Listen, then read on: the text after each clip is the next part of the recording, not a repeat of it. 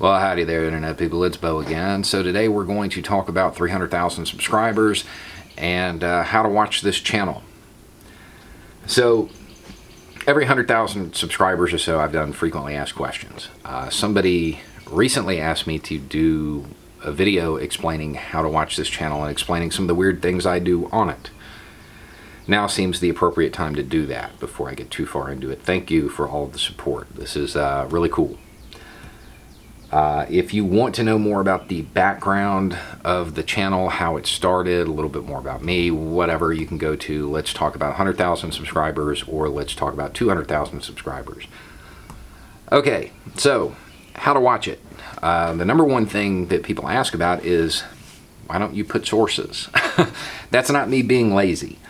On the internet today, you can find a source to back up anything. Literally anything.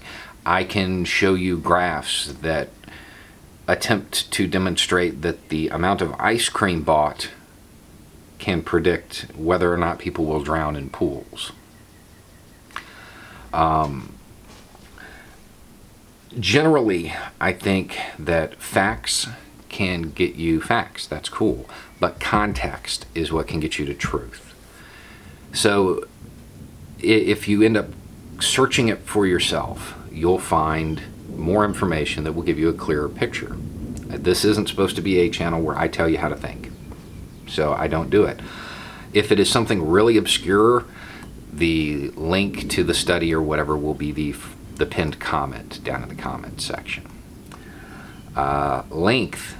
People have asked me to do longer videos, and I watched the whole conversation on Facebook unfold about the reason I don't do it. That's not it. I do hate ad breaks, but that's actually not why I have short videos. I try to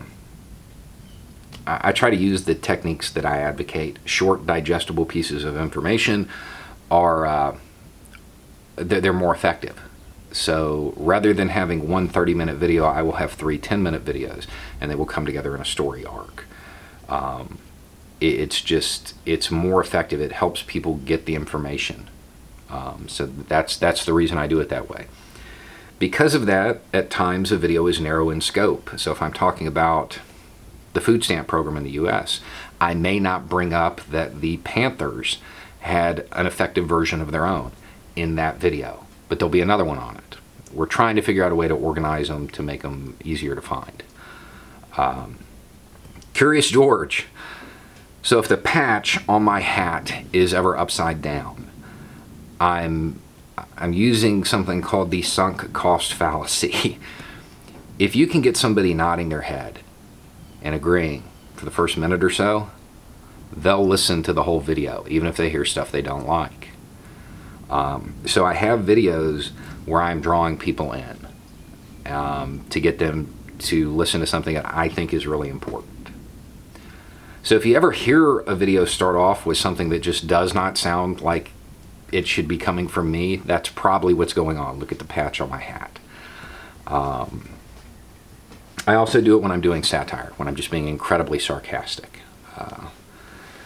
Titles. My titles are vague. Yeah, they are. I do that so people don't scroll past it just based on the title. I want this channel to help foster community, and I want it to reach out to the people who need to hear it the most. And if I say, yay, taking down statues is good in the title, they won't listen to it. So I don't phrase it that way. I want them to tune in. On that same note, I've had a lot of people ask me how I feel about the fact that a bunch of people in the comments section are like, you know, I've scrolled past 7 of your videos before I ever clicked because I thought I knew what you were going to say. It doesn't bother me. I can't count on that on one hand and then get mad at it on the other. For every person that says, you know, I scrolled past a bunch, there's a whole bunch of people who clicked on it because they thought they were going to hear what they wanted to hear based on how I look. And those are the people that need to hear it the most. So it does not bother me.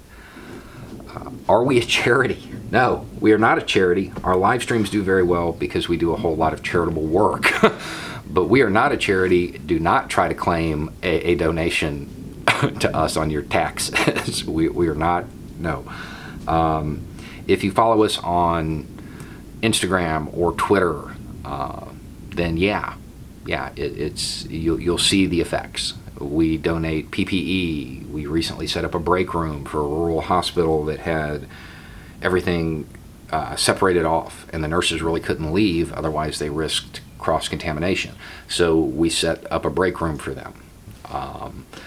We do stuff like that. We have supplied domestic violence shelters. We've done a bunch of stuff like that. You can see the photos and the stories on Twitter and Instagram. Sometimes we'll do a video about it, but not always. That's the reason they do well, is because I try to use the money the way people would want it used. Our t-shirts used to, off top, 50% of it would go to a various charity. We stopped doing it that way because people would buy shirts they didn't like because it benefited a charity, or they wouldn't buy a shirt they did like because it benefited a charity they didn't like, or, so we basically took control of it ourselves, and it's proven to be a whole lot more effective. Had we not done that, we wouldn't have been able to get all that PPE when everybody needed it, because we wouldn't have had the money. So let's see, Patreon. Yes, I do have a Patreon. My Patreon is a little bit different. There's no content. There's no real exclusive content that you'll get. I don't put anything behind a paywall. I can't sit here in good conscience and argue about, the class problems in the United States and then put stuff behind a paywall. I don't think anybody that supports this channel enough to become a Patreon sponsor would want me to do that anyway.